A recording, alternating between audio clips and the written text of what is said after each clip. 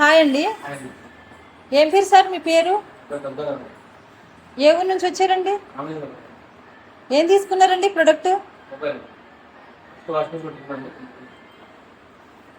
Cash ద్వారా తీసుకున్నారండి బజాజా?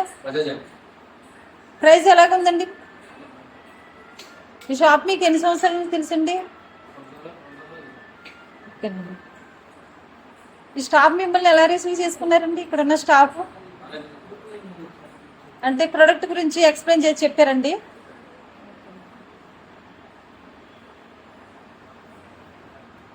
ఇంకా బయట వారికి సజెషన్ చేయాలంటే ఈ షాప్ గురించి ఏం చెప్తారండి?